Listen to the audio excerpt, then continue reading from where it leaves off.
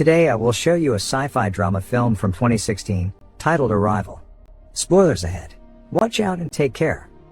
As a beautiful view from a lake house is seen, a woman's voice narrates, lamenting about memory and time. The same woman, called Louise, is cuddling with her newborn baby. Then she plays cowboys with a child, now some years older. She's tucking her daughter in bed as she says she loves her, and in the next moment, she's a teenager saying she hates her. The two of them are at the doctor and Louise gets terrible news about her child. The daughter dies from cancer. Louise is walking into a building, still narrating about the simplicity of linear time, noting how some days define the bigger story, like the day the aliens arrived. Everyone in the building is grouping around a screen, but she passes by them. She walks into her almost empty classroom and starts the lecture. Immediately, phones start buzzing and ringing, until one of her students asks her to put on the news. They are reporting a mysterious object touching down in Montana, as well as in at least 8 other countries around the world. Alarms start blaring in the classroom and Louise dismisses the lecture. Louise continues listening to the news in her car. The speculation is that the, now, 12 objects are of extraterrestrial origin. She arrives in her home by the lakeside, talking to her mother on the phone about the news. Her mother is worried about her. Louise keeps watching the news. The objects are seen on the TV, spread across the world with no obvious link between the locations they've landed on. Governmental agencies report that they have protocols for such scenarios, but Louise looks unfazed by the situation and falls asleep in front of the TV. 2 days later, Louise comes back to an empty university, so she continues watching the news from her office. As she listens to the reports about the world's reaction to the alien crafts, a man walks into her office, introducing himself as an Army colonel. Considering her previous experience with the Army intelligence in translating certain things and her ongoing security clearance, he asks her to translate something for them again and puts a recorder on the desk.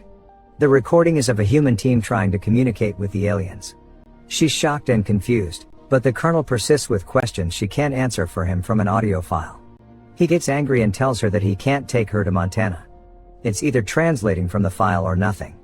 When she says nothing, he leaves her office. But, that night Louise is woken up by the sound of helicopters coming to her house. The colonel is at her door telling her to pack her bags. They leave in a helicopter in the middle of the night. Inside, she meets the person she will be working with, Ian, a theoretical physicist. He quotes some of her writing on linguistics and comments that the cornerstone of civilization isn't language, but science. As day breaks, the helicopter is getting closer to Montana. Louise looks out of the windows and sees the giant UFO in the distance. Once they arrive at the Army camp, her and Ian have to go through certain protocols. On the way to medical, their phones are taken away and are given special IDs. The doctor performs a few tests and gives them an immunization booster. After that, they're taken into the main part of the camp, where links with the other 12 countries have been established. The representative of Australia explains some kind of situation with the gravity and air circulation in the vessel, explaining that they only have 2 hours of air once inside. The colonel comes in and takes the two of them to their stations, introducing them to their teams and explaining the priorities of the mission. Immediately after, they are getting into hazmat suits and preparing to go inside the ship. As they approach it, Louise looks as if she's nauseous and Ian is excited. The Army vehicles approach the ship that looks huge from below. Ian, Louise, the colonel and a few others are taken into the ship with an elevator. They go in through an opening at the base, as they slowly lose radio signal. The gravity is completely different inside of the ship, and as they start walking up, Louise starts feeling sick, so the colonel pushes her in. Ian takes a moment to get accustomed to the gravity too. The team moves toward the window opening to start the communication. Suddenly, the aliens arrive at the window in a gust of what looks like smoke. Strange sounds can be heard from the other side as they appear. Louise is afraid when she sees the giant heptapod creatures, but the colonel expects her to start translating what seems like noise coming from the other side. The team gets back at the base and Louise is asking if she's fired, as Ian is vomiting on the other side. The colonel informs her that she has just a few hours to figure something out, until they go back in again. A few soldiers watch the news, reporting that the panic around the world has reached another level. Meanwhile, Agent Halpern is talking to Australia's team again, telling him that they still have nothing. Louise and her team get back inside, and this time she has taken a whiteboard with her. She writes down the word human and approaches the creatures, hoping that communication would be easier in written form. Suddenly, the creatures disappear, and when they reappear they start writing back in their own language. They show her one symbol and then a few more as well. Back at the camp, the colonel wonders if her new approach is going to be fast enough, and she convinces him by making up a story about the Aborigines. To that, He reminds her what happened to them when the Europeans colonized the continent. He also tells her to have a vocabulary list before the next mission. Louise goes to the main communications part of the base, where Ian is talking to a colleague. Agent Halpern tells her that China has taken a completely different approach toward the aliens than theirs. The colonel meets up with her and she gives him her list.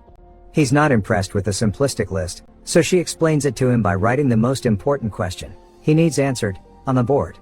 Louise breaks down the question and what she needs to know about it, so they could understand their answer. The alarm goes off and he tells her to stick to her list and not add anything. Once inside, she writes down her name and the aliens respond with the first symbol, just slightly altered. Louise takes off her suit, saying they need to see her. The soldiers panic, but let her do it. As she approaches the window, so do the aliens. She touches the window and the alien does the same, so she shows them her name again and one of them gives her a new symbol. Louise thinks she's making progress, so Ian takes his suit off too and introduces himself. In return, the aliens give them 2 more symbols, which Louise thinks are their names. The team comes back to the base camp and she starts feeling sick, suddenly, remembering something about the child. Back at medical, the doctor is upset that she's putting herself in risk by taking off her suit. The colonel and Agent Halpern are prepared to take that risk considering her progress. Meanwhile, Captain Marks talks to his wife, afraid that something might happen to him. Louise is working on her translation, when she starts remembering the child again, but she seems confused. Some months into the start of the communication with the aliens, this is what Louise, Ian and the other experts have learned. The alien ships emit no waste, gas, radiation, sound or light. If the ships communicate with each other, it's undetectable to humans. The experts still don't know why the heptapods landed where they did. Louise is the only one making some headway. She learns that there is no correlation between what the aliens say and write. That makes their writing free of time, with no forward or backward direction. It takes Louise a month to form a reply to a simple sentence the aliens write, so getting to the complex question about the purpose of them being on Earth would take more time. Meanwhile, the world is going insane. The news are reporting violent riots and massive protests, as a leaked picture of the aliens goes viral. Captain Marks and another soldier start listening to conspiracy theorists online and seem to have started believing in it. Louise is working on the translation of the symbols, when she starts remembering the child again. The girl is showing her some drawings she's made and they're talking about Louise's divorce. Ian asks her if she's okay, but she can't explain what's wrong. The colonel walks in and asks when she last checked in with the doctor. Louise walks outside and remembers tangled up moments in time with the child, from the time when she was little up to the point when she became sick. Back at the base, she's talking to Ian again. He's read about a theory which states that learning another language changes the way you think. He's curious if she dreams in their language. She's scared that Ian thinks she's unfit to do the job, as she hallucinates a heptapod standing next to her in the room. She wakes up the next day and the colonel is at the door. He asks her to translate a live feed of General Shang speaking on the phone. Shang is saying that each of the 12 is offering advanced technology and that his science team is decoding the sets. The colonel tells Louise that both China and Russia are mobilizing their forces, about to start something. So he tells her that it's time to ask the aliens the big question. Louise, Ian and then the team are back in the ship. She tries to pose the question and formulate a symbol. The alien answers. Everyone is waiting for her translation, which turns out to be offer weapon. Louise and Ian defend the aliens back at the camp, saying that they don't fully understand the difference between a weapon and a tool yet. The colonel wants to know how he can understand their intentions and she says she needs to talk to them again. Agent Halpern joins Ian and Louise after the army leaves, saying that he thinks the aliens are pitting the humans against each other and says history is littered with such examples. Louise and Ian are left alone in the room, when an alarm suddenly blares. They go to the main communications room, where Agent Halpern is saying that China and Russia have gone dark and that he has orders to do the same. Louise doesn't want the communication to stop, so he tells her to find out what the latest symbol means. All of the other countries break communication as well. Meanwhile, the news are reporting that General Shang has asked for immediate talks in the UN, thinking that the aliens are trying to divide humanity and that something should be done about that. Captain Marks and another soldier are getting ready to go inside the ship, taking a package with them. They're not responding to the radio, as they are being ordered to stop. Once inside, the package is revealed to be a ticking bomb. The heptapods notice something is happening. As Marks and his team are leaving, Louise and Ian get on the elevator to go inside the ship. He tries to stop them, but can't. Both of them walk inside and immediately start the communication. The colonel is being informed that Marks isn't responding and orders security to be sent at the ship. Louise and Ian try to ask the aliens what offer weapon means, and they get a symbol back, but as it dissipates, one of the aliens starts tapping on the window. Meanwhile, security is approaching the ship and Marks and the others prepare their weapons to hold them off. The alien puts his tentacle on the barrier and Louise thinks it wants her to write on it. The moment she touches the barrier, visions of the child start flooding her mind again. The alien teaches her how to write in their language. The bomb is ticking down fast and one of the aliens escapes, while the other keeps on writing. They hear gunshots outside of the ship. As the bomb goes under 10 seconds, the alien hits the barrier, pushing Louise and Ian back. The bomb explodes, but the alien had saved them by pushing them in another part of the ship and closing a hatch between them and the bomb. Louise wakes up in the camp with a concussion. Ian is alright as well. The doctor tells her about what happened. She hears alarms outside and he tells her that they're preparing to evacuate. Ian and the colonel are looking through the footage of the last session in the ship, as she walks in and says that they shouldn't leave. She thinks they should explain to the aliens what happened and that as long as the aliens stay, so should they. Suddenly strange noise is heard from the outside. Everyone walks out and see the ship moving into a different position, but not leaving yet. Agent Halpern is seen talking to his boss, who tells him that China is ready to destroy their UFO and that they should be ready for retaliation from the aliens. The same can be seen on the news, with the report that Chang has given the aliens 24 hours to leave the country or face destruction.